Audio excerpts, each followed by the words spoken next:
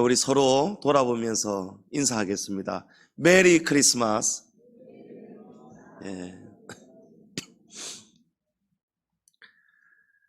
하나님께서 우리가 하나님의 자녀된 우리가 이 땅에 사는 동안 이렇게 살기를 바라시는 뜻을 데살로니가전서 5장에서 말씀하셨습니다. 항상 기뻐하고 쉬지 말고 기도하고 범사에 감사하며 사는 것이 우리를 향하신 하나님 아버지의 뜻이다라고 하셨습니다. 우리 날마다 기뻐해야 됩니다. 그런데 오늘은 그 중에서도 우리가 아주 가장 크게 기뻐해야 되는 날이 바로 오늘이다라고 우리 성경이 증언하고 있습니다. 10절 말씀에 천사가 나타나 내가 온 백성에게 미칠 큰 기쁨의 소식을 알린다라고 합니다. 여기에 큰, 헬라어로는 갓돌, 이 뜻은 영어로는 메가예요. 메가. 가장 어마어마한 아주 가장 최고의 그런 뜻을 나타내고 있습니다. 우리가 항상 기뻐해야 되지만 오늘 우리를 위해서 하나님이 이 땅에 예수님을 탄생하게 하신 바로 이날 우리가 가장 기뻐해야 된다는 거예요. 왜 그럴까요? 우리를 위하여 구주로 오실 메시아, 구원자 예수님이 탄생하셨기 때문입니다. 성도님 여러분, 오늘 저와 여러분 평소에도 기뻐해야 되지만 오늘은 더 크게 기뻐하시고 감사하는 복된 성탄 되기를 축복합니다. 자, 이런 큰 기쁨의 소식, 어마어마하게 아주 귀한 소식인데 이 소식을 천사가 누구에게 가장 먼저 오늘 알려줍니까? 베들레헴에서 들에서 양을 치고 있던 목자들입니다. 여러분, 이 대목이 사실은 우리에게 중요한 교훈을 주는 장면입니다. 왜냐하면 사실은 구원자로 오실 메시아에 대한 탄생을 가장 잘 알고 있고 연구하고 있고 고대에 왔던 사람들은 이 베들레헴 들에서 양을 치던 목자들이 아니에요.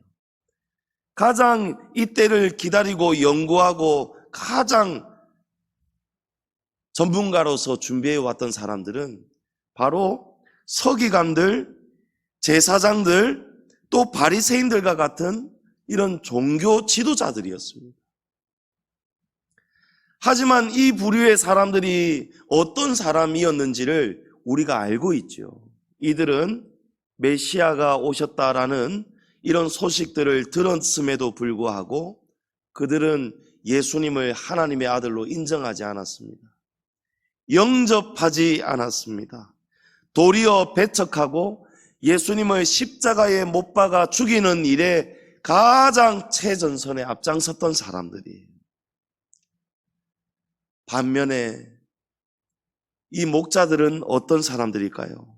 9절에 보면 주의 사자가 곁에 서고 주의 영광이 그들을 두루 비추매 크게 무서워하는지라. 이 목자들은 밤에 들에서 양을 지키고 있었습니다. 늑대나 이와 같은 맹수들로부터 양들을 보호하기 위해서 양들 틈에 잠자고 있었을 거예요.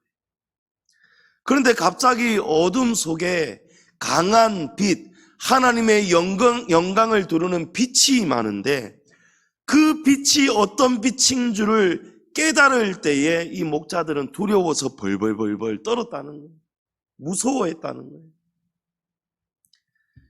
이 당시에 유대인들은 전통적으로 하나님의 나타나심을 직면하게 될 때 빛을 보았든지 무엇을 보았든지 간에 하나님을 직접 대면하게 되면은 죄인이기 때문에 죽는다라는 그런 지식을 가지고 있었습니다. 그렇게 알고 있는 것이 전통이었어요. 그러니까 이 목자들이 하나님의 영광의 빛을 볼 때에 그들이 두려워 벌벌벌벌 떨었다라는 것은 이 목자들의 평소의 신앙이 어떠했는가를 보게 되는 거예요. 이 목자들은 하나님을 두려워하는, 하나님을 경외할 줄 아는 자들이었던 거예요. 구별된 삶을 살았던 거룩한 신앙인이었던 것이죠. 그래서 10절 말씀에 보면 천사가 그 사실을 알고 무서워하지 말아라. 두려워할 일이 아니고 내가 오히려 너희에게 큰 기쁨의 좋은 소식을 알려주려고 내가 찾아왔다. 이렇게 안심시킵니다. 목자들은 두려워하다가 귀를 기울입니다. 천사가 알려주는 그 소식을 소상히 듣게 됩니다. 이 소식을 듣자마자 이 목자들은 어떻게 하죠? 천사가 알려준 곳으로 즉시로 달려가서 아기 예수님께 엎드려 경배하였다는 거예요. 여러분, 아기입니다. 아기. 아주 어린, 그것도 갓 태어난 갓난장이 아기에게 여러분 이 어른들이 달려가서 겸손하게 엎드려 절을 하고 경배를 하였다. 여러분, 이것은 쉬운 일이 아니죠. 결코 쉬운 일이 아닙니다. 우리가 어디에 누가 알려주는 거예요. 저기에 아기가 태어났는데 그 아기는 보통 아기가 아니니까 가서 경배를 드리시오 라고 한다 할 때 우리 어른들이 우르르 달려가서 그 아기한테 엎드려 절할 이런 사람 잘 없을 거예요. 이 목자들은 하나님을 두려워하였고 경외하였고 거룩하게 섬겼던 겸손하고 낮은 자들이었기 때문에 믿음이 신실하고 진실하고 순전하였기 때문에 천사가 이 목자들에게 가장 먼저 달려간 거예요. 이 목자들에게 가장 먼저 알려준 거예요. 이 소식을 듣고 목자들도 바로 달려가지 않습니까? 20절 말씀을 보면요, 목자들은 자기들에게 이르던 바와 같이 듣고 본 그 모든 것으로 인하여 하나님께 영광을 돌리고 찬송하며 돌아갔다라고 합니다. 이 목자들은 천사에게 들었던 것들, 그걸 듣고 갔을 때에, 보았을 때에 그 모든 것을 전심으로 진심으로 영접하고 인정하고 받아들이고 믿었다라는 말씀이죠. 목자들은 예수님을 영접하는 믿음이 있었던 거예요. 성도님 여러분, 주님이 탄생하셨던 날, 하늘에는 영광이 되고 땅에는 평화가 임하는 가장 큰 기쁨의 소식이, 이 기쁨이 누구에게 먼저 찾아갑니까? 누가 가장 이 기쁨을 누립니까? 목자들처럼 예수님을 전심으로 믿는 사람, 예수님을 진심으로 마음속으로 영접한 사람, 하나님이 보내신 천사, 하나님의 그 말씀을 그대로 받아들이고 믿고, 여러분 믿음은 행함으로 나타나야 되죠. 믿는데 가만히 있으면 안 됩니다. 믿었다면 한 걸음에 달려가야 되는 거예요. 이 목자들은 믿었고 행함이 있는 믿음이 나타날 때에 하나님께 경배를 드렸던 거예요. 그래서 하나님은 바리새인도 아니고 대제사장도 아니고 서기관들도 아니고 그런 종교인들, 똑똑한 사람들이 아니고 그저 소박하게 살아가는 들에서, 베들레헴 들에서 양을 치는 목자들, 그런 낮은 자들에게 가장 먼저 임했던 것입니다. 은혜는 어느 곳에 임했습니까? 교만한 자들, 예수님을 배척하는 자들이 아니에요. 겸손하게 낮고 낮아져서 그저 하나님을 경외하는 마음, 하나님을 두려워하는 마음, 하나님의 말씀이라면 철석같이 믿고 그대로 순종하는, 갓난쟁이가 태어나는데 이 아기가 구주 메시아시다라는 말을 그대로 받아들이는 순박한 믿음을 가진 목자들에게 가장 먼저 이 귀한 큰 기쁨이 임했다라는 것을 여러분 기억할 수 있기를 바랍니다. 그러므로 오늘 저와 여러분이 어떤 마음으로 이 성탄절에 임해야 되겠습니까? 우리도 낮아져야 되는 거예요. 우리도 예수님의 그 크신 사랑을 돌아보고 기억하면서 우리가 같이 기뻐해야 되는 거예요. 이 목자들처럼 한 걸음에 달려가서 예수님의 오신 이 성탄의 소식을 오늘 우리가 서로가 크게 기뻐하고 기쁨을 이웃들에게도 나누는 그런 날 될 수 있기를 축복합니다. 오늘 예수님의 성탄이 왜 우리에게 가장 큰 기쁨의 소식이 되느냐, 세 가지의 이유를 가지고 이 성탄의 기쁨을 나누고자 합니다. 가장 먼저 왜 예수님이 탄생하신 소식이 우리에게 큰 기쁨이 되느냐. 첫 번째는 예수님은 죄인을 구원하실 구원자로 오셨기 때문입니다. 예수님이 구원자시기 때문입니다. 예수님은 우리를 죄악에서 구원하시려고 지극히 높으신 하늘 영광, 그 보좌에서 이 땅으로, 낮고 낮은 이 땅으로 구원하시려고 내려오셨습니다. 우리의 죄악이 무엇일까요? 창조주 하나님, 창조주 하나님을 창조주로 인정하지 않는 것이 죄악입니다. 유일하신 하나님을 믿지 않는 것이 죄악입니다. 그 하나님을 배척하고 하나님의 말씀을 거역하고 불순종한 것이 우리의 죄악입니다. 아담과 하와가 선악과를 범하여 불순종함으로 그때의 하나님과 우리의 관계가 깨어졌어요. 우리가 하나님 앞에 죄를 지은 것입니다. 하나님께서 내가 이 열매를 먹는 날에는 정령 죽게 될 것이다 경고를 하셨는데, 이때부터 아담과 하와가 선악을 알게 하는 열매를 불순종하고 먹은 다음부터 우리 인간은 영혼이 파괴된 거예요. 이 영혼이 죄와 사망의 저주에 던져지게 된 것입니다. 아담과 하와가 선악과를 먹었다고 해서 육신은 바로 죽지 않았습니다. 육신은 죽지 않았지만 하나님께서 내가 먹는 날에는 정령 죽으리라 하셨을 때에 이 죽음은 반드시 임하는 죽음인 것은 분명한 거예요. 그래서 성경은 우리에게 두 가지의 죽음을 성경은 가르쳐주고 있습니다. 사람은 첫째 사망이 있고 둘째 사망이 있다라는 거예요. 너희가 먹는 날에는 정령 죽으리라. 하나님이 말씀하신 죽음은 여러분 첫째 사망이 아니고 둘째 사망을 의미하신 것입니다. 히브리서 9장 27절에 한 번 죽는 것은 사람에게 정해져 있는 것이고 그 이후에는 심판이 있다라고 하시는데, 한 번 죽는 사람이 누구든지 육신을 입고 태어났으면 한 번은 꼭 죽게 되죠. 그것이 첫째 사망입니다. 그리고 이 죽음 이후에는 심판이 있는데, 이 심판을 통해서 이 심판을 통과하지 못하면은 영원한 사망, 그때에 들어가는 사망이 둘째 사망인 거예요. 계시록 21장 8절 말씀입니다.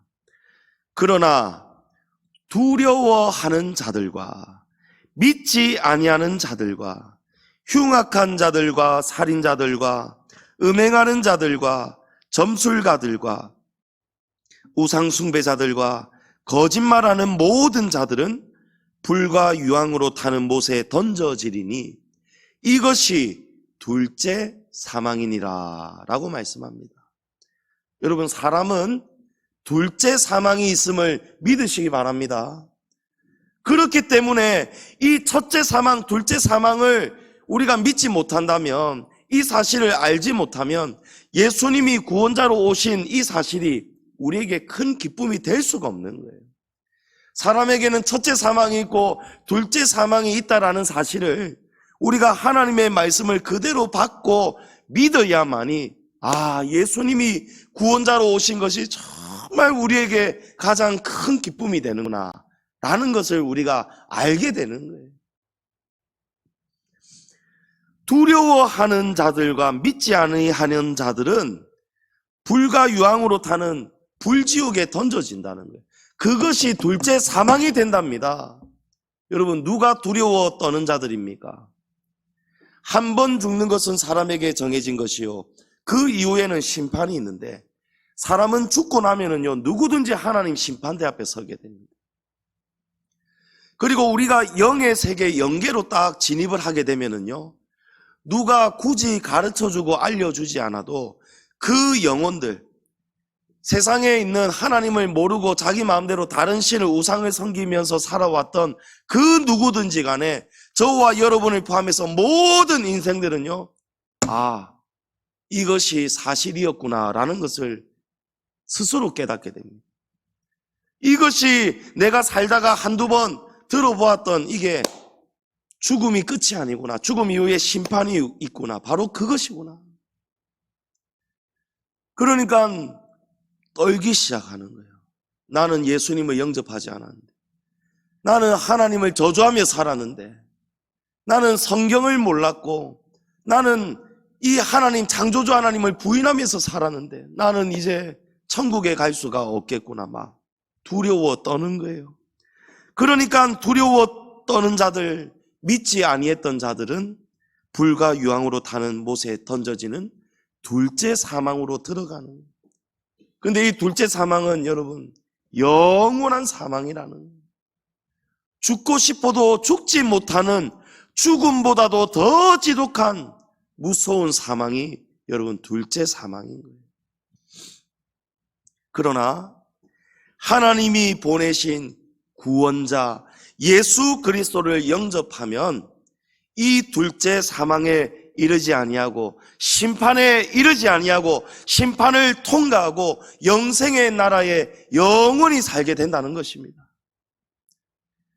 마태복음 1장 21절에 아들을 낳으리니 이름을 예수라 하라. 이는 그가 자기 백성을 그들의 죄에서 구원할 자이십니다. 여러분, 이름을 잘 들으십시오. 아들을 낳으리니 이름을 예수라 하라. 그 이름의 뜻이 뭐라고 했습니까? 구원자입니다. 구원자. 사도행전 4장 12절에 다른 이로서는 구원을 받을 수 없나니 천하 사람 중에 구원을 받을 만한 다른 이름을 우리에게 주신 일이 없음이라 하였더라. 여러분, 이름입니다. 다른 이로서는 구원을 받을 수 없다는 거예요. 예수라는 이름 외에는 우리가 구원받을 길이 없다라는 거예요. 믿으십니까?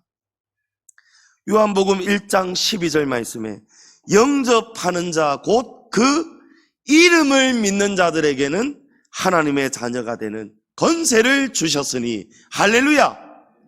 여러분, 예수밖에 없음을 믿으시기 바랍니다. 예수 그리스도 외에는 우리가 이 죽음을, 이 심판을 통과할 다른 길이 없어요. 여러분, 예수님 외에는 우리가 영생의 나라에 이를 방법이 없습니다. 그래서 내가 곧 길이요 진리요 생명이니 누구든지 나로 말미암지 않고는 아버지께로 천국으로 들어갈 수 있는 자가 아무도 없다라는 거예요. 여러분, 오직 예수입니다. 오직 예수 그리스도십니다. 여러분, 예수님이 우리의 유일하신 이름, 구원자로 오셨어요.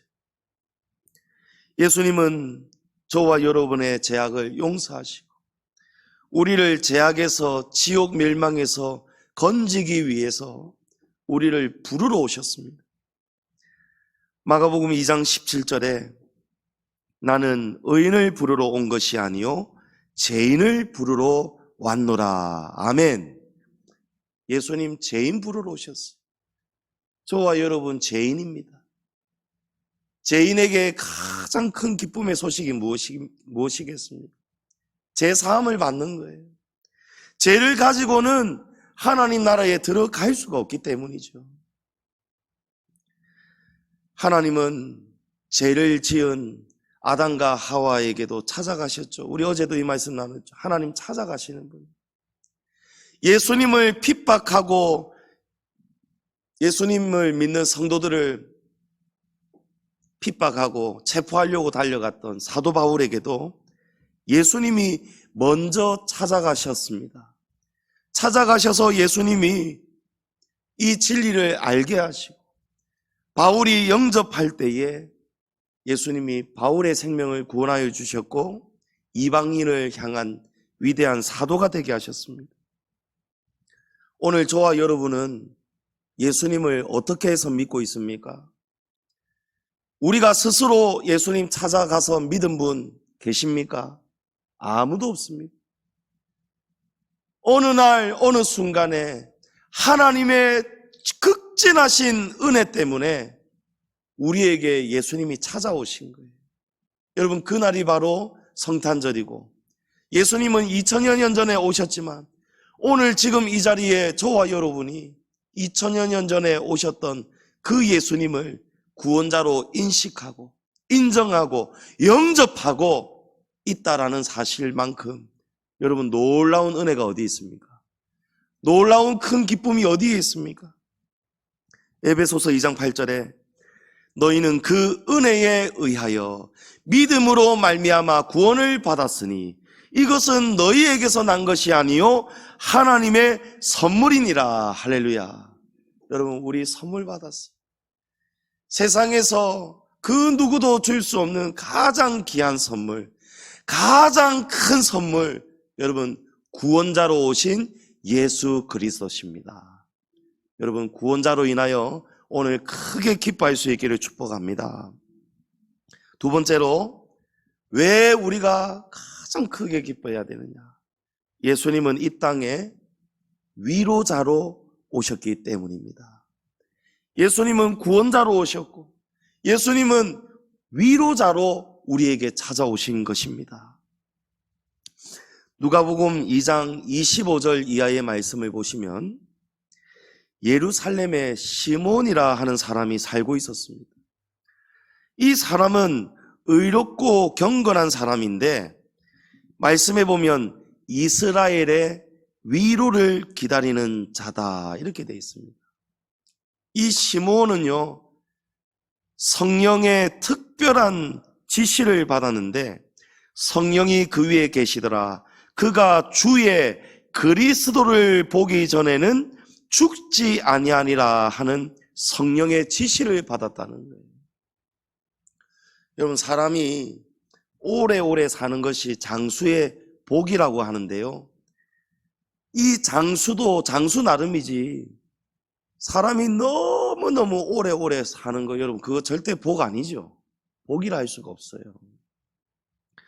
그런데 시몬이라는 사람에게 성령께서 특별한 지시를 주셨는데 이스라엘의 위로자가 나타나기 전까지는 죽지 못하는 특별한 지시를 내린 거예요. 그래서 예루살렘의 시몬이라는 사람이 날마다 이스라엘의 위로자가 나타나기를 기다리고 있었던 거예요. 그런데 그가 누구십니까? 주의 그리스도시라는 거예요. 예수 그리스도가 이스라엘의 위로자 되신다는 거예요. 인간은 위로를 갈망합니다. 여러분, 위로 때문에 사람들이 행복을 찾아가고 만족을 찾아다니잖아요. 마음의 안정을 얻고 싶고, 그거 전부 다 위로거든요. 사전의 의미를 보니까 위로는요, 따뜻한 말이나 행동으로 괴로움을 덜어주거나 슬픔을 달래주는 것이다, 이렇게 정의하고 있습니다. 우리 따뜻한 말 듣고 싶잖아요. 누군가에게서 따뜻한 말 듣고 싶어요. 따뜻한 행동 받고 싶습니다. 괴로울 때 이 괴로움이 덜어지거나 사라지기를 바랍니다. 슬픔이 사라지고 누군가가 슬픔을 달래줄 것을 바라는 마음, 여러분, 그것이 위로를 기다리는 우리의 마음이에요. 우리는 위로가 필요하단 말이에요. 그런데 대부분의 사람들이 이 위로를 어디에서 찾지요? 어디에서 찾아요? 사람에게서 찾거나 아니면 물질에서 찾습니다. 돈이 많으면 행복하다. 돈이면 다 된다. 또 어떤 사람은 또 낭만파가 돼가지고 플라토닉 사랑을 하는 거예요. 돈 없어도 나는 정신적으로 나에게 안정감을 주고 기쁨을 주는 이 사람만 내 옆에 있으면 난 정말 행복할 것 같아요. 사람에게서 찾는 거예요. 하지만 여러분, 돈이 많다고 이 돈이 영원한 우리의 슬픔을 달래주고 영원히 기쁨을 가져다 줄까요? 돈은 때가 되면 이 물질은 우리가 다 놓아버려야 되는 거예요. 세계적인 그 어떤 부호들도 죽을 때에는 돈으로부터 위로를 못 받습니다. 죽는 순간 돈이 주던 기쁨, 위로 다 놓아버려야 돼요. 그러니까 진나라의 시황제는 어마어마한 부를 가지고 축적해 놓았고 어마어마한 권력을 갖고 있으니까 이거 놓기 싫어서, 이게 너무 좋으니까 안 놓으려고 불로장생, 불로초를 구해오라고 그렇게 사람들을 곳곳에 보냈잖아요. 못 구해오면 죽여버렸잖아요. 때가 되면 이 위로 사라지고 마는 거예요. 부호들, 이건희 회장 보십시오. 이건희 회장 얼마나 돈 많았습니까? 세계 최고의 부자는 아니지만 우리나라에서는 정말 굉장한 부자잖아요. 이건희 회장이 여러분 마지막 말년 때 죽음의 뉴스에서 막 실체 마지막에 그 모습도 여러분 보도된 거 기억하실지 모르겠어요. 돈이 많으니까요, 이 돈을 가지고 자기의 기쁨을 찾고 마지막에 막 이 늙어가는, 저물어가는 그런 슬픔을 달래보려고 이 돈을 가지고 막 후리잖아요, 세상을. 외국 여자들, 어린 여자들 한두 명도 아니고 여러 명 불러가지고 정말 추한 짓을 많이 하던 것, 그거 영상이 다 보도가 됐잖아요. 여러분, 사람은요 마지막까지 기쁨을 찾으려고 하는, 위로를 찾으려고 하는, 쓸쓸한 것을 못 견디는 거예요. 그래서 위로자를 찾는 거예요. 그걸 찾기 위해서 돈을 붙들고, 그걸 찾기 위해서 남자를 찾고 여자를 찾고 다른 대상에게 무엇이든지 간에 의지하는 거예요. 찾다가 안 되니까 요즘 세상이 개판이 돼버렸잖아요.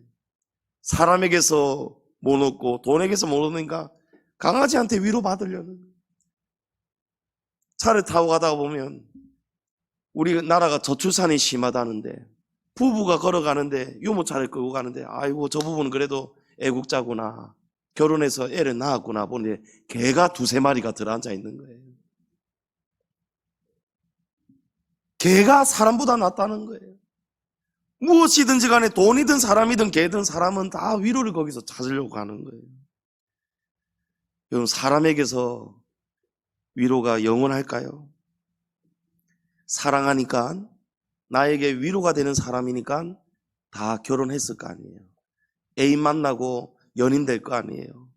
근데 그 사랑이 어디 영원하던가요?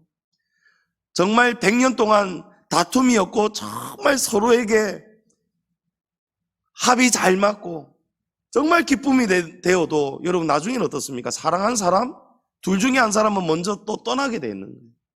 위로를 또 잃어버리게 되는 거예요. 근데 이런 경우는 또 잘 없어요, 사실은요. 찢고 뽑고 나중에는 아이고 내 사랑 내 남편이라는데 내 편이 아니고 남편이라고 남편이라 하질 않나. 안 맞다는 거예요. 당신은 내게 로또예요. 내가 그렇게 귀한 존재인가? 하나도 맞는 게 없어서 로또라고. 안 맞다는 거예요. 처음에는 위로가 되는 줄 알고 만났는데 나중에는 헤어지고 마음이 돌아서고. 여러분, 왜 그렇습니까? 사람에게는요 영원한 위로가 되지 못하기 때문에 말로서 상처받고 사람 사이에 온갖 고통을 주고받는 날들도 많고 그런 애환들을 거치면서 실망도 하게 되면서 결국에는 사람이 달라질 수가 있는 거예요. 60대가 돼가지고 은퇴해가지고 어디 가노라고 물어갖고 눈탱이 한 대 맞고 70대 돼가지고 밥은 이라도 밥 달란다고 한 대 맞고 80대 돼가지고 꼬마 잠자다가 가쁘지. 아침에 눈 떴다고 또 살아있다고 한 대 맞고. 처음에는 사랑해서 결혼했을 것인데 왜 이렇게 변질이 되겠습니까, 여러분? 진정한 위로는 이 땅 어디에도 없기 때문이라는 거예요. 그래서 여러분, 위로는 제일 중요한 기준이 살 때가 아니에요. 살 때도 위로가 되어야 되지만 죽어서도 위로가 되어야 되는 거예요. 그래서 세상이 모르는 가장 최고의 진리를 가르쳐주는 이 성경이 우리에게 그 사실을 알려줍니다. 하이델베르크 요리문답, 우리 한때 또 공부를 했었는데요. 요리문답은 이 성경을 압축시켜 놓은 그 문답을 이야기하거든요. 거기에 보면 제일 첫 번째 질문이 살아서나 죽어서나 당신의 유일한 위로는 무엇입니까? 라고 물어요. 살아서나 죽어서나 당신의 유일한 위로는 무엇입니까? 여러분, 다른 위로는 없다라는 뜻이죠. 유일하니까, 유니크니까. 정답이 뭔지 아시죠? 살아서나 죽어서나 나는 나의 것이 아니요 몸도 영혼도 나의 신실한 주 예수 그리스도의 것입니다. 유일한 위로가 무엇입니까? 당신은 살아서나 죽어서나 유일한 위로가 무엇입니까? 위로가 무엇입니까? 라고 물었는데 정답을 뭐라고 대답합니까? 예수 그리스도입니다. 예수님이 정답이라는 거예요. 할렐루야!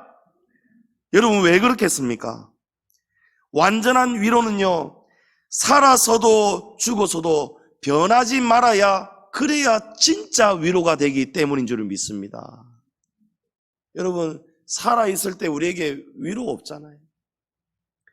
근데 우리가 죽었을 때에 가장 필요한 위로는 무엇입니까? 멸망을 벗어나서 영생의 나라, 하나님 아버지의 품에 안기는 것이 진정한 위로 아니겠습니까? 예수님께서 우리를 그렇게 위로해 주실 수 있는 유일한 분이라는 거예요. 요한복음 11장 25절에 예수께서 이르시되 나는 부활이요 생명이니 나를 믿는 자는 죽어도 살겠고 무릇 살아서 나를 믿는 자는 영원히 죽지 아니하리니 이것을 내가 믿느냐. 할렐루야. 여러분, 예수님을 믿는 자는요, 죽어도 살게 되는 거예요. 죽어도 살겠고 무릇 살아서 나를 믿는 자는 영원히 죽지 아니하리라. 여러분, 살아서나 죽어서나 우리에게 완전한 위로자, 유일한 위로자는 예수 그리스도밖에 없습니다. 예수님의 이름에 대해서 우리 어제 나누었잖아요. 예수님의 이름을 임마누엘이라 하라고 하셨어요. 여러분, 임마누엘은요, 하나님이 우리와 함께 하시다는 것이죠. 예수님은 지금도 우리와 함께 하고 계시고요, 우리가 나중에 죽어서 천국에 가서도 예수님은 영원히 우리와 함께 하시는 완전한 진정한 위로자가 되시는, 여러분, 이 사실을 마음에 깊이 새기시고 날마다 기뻐할 수 있기를 축복합니다. 마지막으로 예수님은 이 땅에 중보자로 오셨기 때문입니다. 예수님은 중보자시기 때문입니다. 인간의 불순종으로 하나님과 사람 사이에는요, 화목이 다 깨어졌다라고 말씀드렸습니다. 화목이 깨어지면 여러분, 사람 사이도 어떻게 됩니까? 갈라서죠. 손절합니다. 죄로 타락한 인간은요, 하나님께 가고 싶어도 갈 방법이 없어요. 하나님을 보게 되면 죄인은 죽는 거예요. 하나님의 빛 앞에 어두움은 순식간에 소멸되고 사라지고 마는 거예요. 그런 하나님과 인간 사이에 다 깨어진 화목을 해결하기 위해서는요, 우리가 죄값을 치러야 되잖아요. 죄의 대가를 치러야 되는데 죄인은 다른 죄인의 죄를 치를 수가 없는 거예요. 대속할 수가 없는 거죠. 그런데 그 일을 유일하게 하실 수 있는 분을, 하나님과 사람 사이에 깨어진 화목을 중보할 수 있는 중보자로 하나님이 예수님을 이 땅에 보내신 거예요. 디모데전서 2장 5절에 하나님은 한 분이시요 또 하나님과 사람 사이의 중보자도 한 분이시니 곧 사람이신 그리스도 예수라. 아멘. 예수님은 하나님의 아들이십니다. 동시에 예수님은 하나님의 근본 본체가 되십니다. 또한 이 땅에 참 사람의 육신을 입고 찾아오셨습니다. 그러니까 예수님은 육신은 입으셨지만 죄가 그 속에 없으신 거예요. 하나님 앞에서 우리 죄를 대속할 유일한 중보자가 예수님 외에는 절대로 있을 수가 없는 것임을 믿으시기 바랍니다. 로마서 5장 10절에 우리가 원수 되었을 때에 그의 아들의 죽으심으로 말미암아 하나님과 화목하게 되었은즉 화목하게 된 자로서는 더욱 그의 살아나심으로 말미암아 구원을 받은 것이니라. 아멘. 에베소서 2장 14절에 그는 우리의 화평이신지라 둘로 하나를 만드사 원수된 것 곧 중간에 막힌 담을 자기 육체로 허시고. 여러분 무엇을 의미합니까? 하나님과 우리 사이에 우리가 원수 되었을 때에 하나님과 우리 사이에 큰 벽이 막혀 있을 때에 그것을 자기 육체로 허실 수 있는 분이, 우리의 죄값을 감당할 수 있는 분이 유일하신 중보자는 예수 그리스도밖에 없다는 거예요. 이 중보자라는 뜻이 파라클레이토스, 헬라어로 파라클레이토스인데 그 뜻은 중재자, 조정자, 변호자, 돕는 자, 이런 뜻을 가지고 있어요. 여러분, 예수님은 구원을 잃어버렸던 우리에게 다시 구원에 이를 수 있도록, 화목이 깨어진 우리에게 하나님과 다시 화목할 수 있도록 조정해 주시고 변호해 주시고 도와주시는 유일한 분임을 믿으시기 바랍니다. 예수님은 지금도 저와 여러분을 중보하고 계십니다. 중보자, 우리를 도와주고 계시는 거예요. 베드로가 예수님을 부인할 것을 미리 아시고 예수님은 베드로를 위해 중보하셨다라고 말씀합니다. 누가복음 22장 32절에 그러나 내가 너를 위하여 내 믿음이 떨어지지 않기를 기도하였노니 너는 돌이킨 다음에 내 형제를 굳게 하라. 예수님이 베드로에게 하신 말씀입니다. 베드로야, 내가 너의 믿음이 떨어질 것을 내가 알고 떨어지지 않도록 네가 나를 부인하고 욕하고 저주하고 배신하였지만 그러나 거기서 끝나지 않도록 너를 위해서 내가 기도하였다. 그래서 내가 다시 돌이킨 다음에는 내가 내 형제를 굳게 하는 사람이 되어라. 여러분, 무엇을 통해서 베드로가 큰 사도가 됩니까? 예수님의 중보 사역입니다. 예수님의 기도 때문인 줄을 믿으시기 바랍니다. 또 예수님은 저와 여러분에게도 마찬가지예요. 지금 성령으로 함께 하시면서 하나님 나라에서 우리를 위해서, 하나님 우편에서 우리를 위해서 기도로 중보하고 계심을 믿으시기 바랍니다. 예수님이 성령님을 통해서 성령님이 우리와 교통하시잖아요. 이 성령님은 그리스도의 영이거든요. 또 다른 보혜사입니다. 그러니까 성령님을 통해서 예수님이 하늘나라에서 우리 육신의 일을 다 듣고 알고 계시는 거예요. 예수님이 우리의 소식을 알게 되실 때에 베드로를 위해 기도하신 것처럼 예수님은 지금도 저와 여러분을 위해서 기도하고 계시다는 거예요. 할렐루야.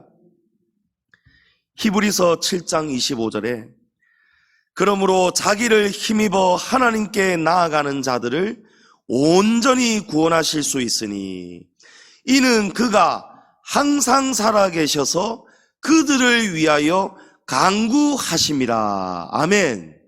여러분, 예수님은 항상 저와 여러분이 온전히 구원에 이를 수 있도록 하기 위해서 우리를 위해서 기도하고 계시다는, 여러분 얼마나 귀한 은혜입니까? 예수님이 그런 중보자로 오셨다는 거예요.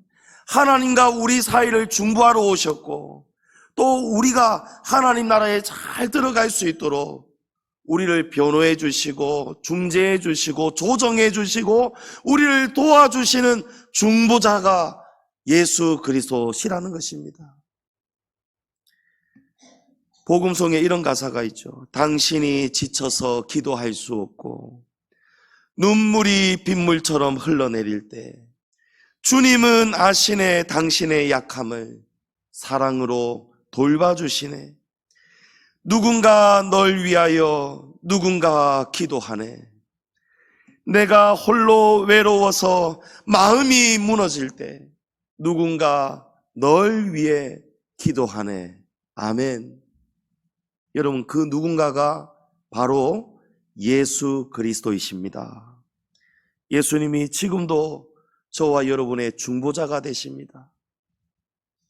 우리의 아픔, 고통, 삶의 애환, 다급한 모든 문제들, 우리의 슬픔, 눈물, 예수님 다 알고 계시는 거예요.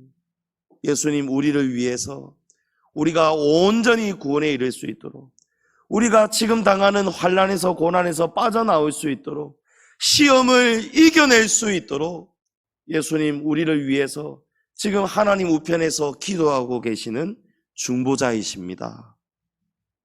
유일하신 중보자 예수 그리스도로 인하여 여러분 크게 기뻐할 수 있기를 축복합니다. 말씀을 맺겠습니다. 유일하신 구원자 예수 그리스도입니다. 유일하신 위로자 예수 그리스도십니다. 유일하신 우리의 중보자 예수 그리스도십니다. 이 세 가지의 사실로 인하여서 그래서 우리는 마땅히 크게 기뻐해야 되겠구나. 그래서 천사는 목자들에게 우리를 향해서 오늘 너희에게 미칠 큰 기쁨의 소식을 알리려고 찾아왔노라 라고 하였구나. 이 의미를 여러분 오늘 잘 받았으니 복된 성탄 되시고 크게 기뻐하고 감사, 찬송, 영광 돌리시는 귀하고 복된 성탄 될 수 있기를 주의 이름으로 축원합니다.